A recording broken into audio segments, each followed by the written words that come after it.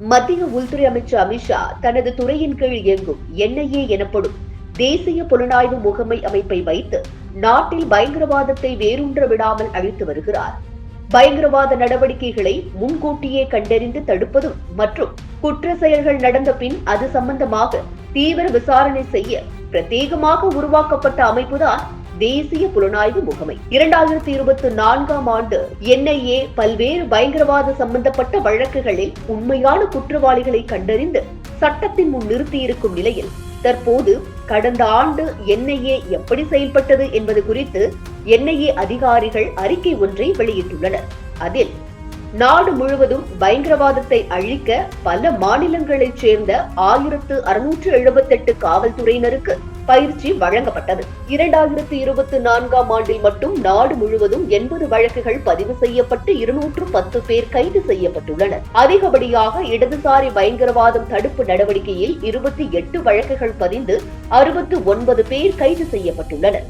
வழக்கிற்கு தொடர்புடைய 19.57 கோடி ரூபாய் மதிப்பிலான சொத்துக்கள் பறிமுதல் செய்யப்பட்டிருக்கிறது.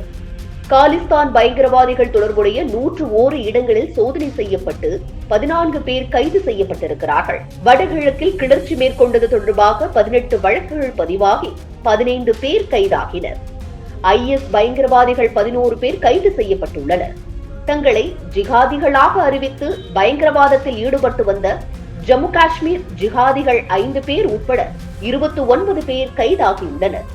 பெங்களூரு ராமேஸ்வரம் கஃபே ஓட்டல் குண்டுவெடிப்பு வழக்கில் பயங்கரவாதிகள் 5 பேர் கைது செய்யப்பட்டனர். நாடு தழுவிய நடத்தப்பட்ட துரித சோதனையில் தடை செய்யப்பட்ட ஹிஸ்புல் முஜாஹிதீன் அமைப்பினர் உள்ளிட்டோரிடம் ஏராளமான ஆயுதங்கள் பறிமுதல் செய்யப்பட்டுள்ளன. குறிப்பாக ஜம்மு, ஜெய்ப்பூர், ராஞ்சி, பாட்னா, சண்டிகர் உள்ளிட்ட நகரங்களில் 9 பிஸ்டல் துப்பாக்கிகள், 34 குண்டுகள், சீனா, துருக்கி நாட்டு கை துப்பாக்கிகள், சீன நாட்டு துப்பாக்கி குண்டுகள், டெட்டனட்டர் 75 கிலோ வெடிமருந்துகள், ரைபிள் துப்பாக்கிகளும் பறிமுதல் செய்யப்பட்டுள்ளன. பயங்கரவாதம் மற்றும் பிற வகையான குற்றங்கள் தொடர்பாக நாடு முழுவதும் 662 இடங்களில் சோதனை நடத்தப்பட்டது. PKI எனப்படும் பாகிஸ்தானில் இருந்து செயல்படும் பயங்கரவாத அமைப்பின் தலைவர் வத்வா சிங் மீது விஸ்வ இந்து பரிஷத் தலைவர் சுட்டுக் கொல்லப்பட்ட வழக்கில் குற்றப்பத்திரிகை தாக்கலானது. மேலும் பல்வேறு வழக்குகளில் தலைமறைவாக இருந்த 27 பேர் கைதாகினர் என்று அந்த அறிக்கையில் குறிப்பிடப்பட்டிருக்கிறது. மேலும் கடந்த ஆண்டு பதியப்பட்ட அனைத்து வழக்குகளுக்கும் குற்றவாளிகளை கண்டுபிடித்து 100% தண்டனை பெற்றுத்தந்து உலகத்தில் இருக்கும் பிற தலைச்சிறந்த விசாரணை அமைப்புகளுக்கு சவால் விட்டிருக்கிறது அமித்ஷாவின் கீழ் இயங்கும் NIA. அமித்ஷா செய்து வரும் பல சாதனைகளுள் NIA மேற்கொண்டு வரும் அதிரடி நடவடிக்கை முக்கிய இடத்தை பெறும் என்பதில் சந்தேகமில்லை. இதுபோன்று முக்கிய நிகழ்வுகள், அரசியல் தகவல்களை ஆழமாகவும் மாறுபட்ட கோணத்திலும் அறிந்து கொள்ள மறக்காமல் உங்கள் IND தமிழ் 24/7 பக்கத்தை பின்பற்றிக் கொள்ளவும்.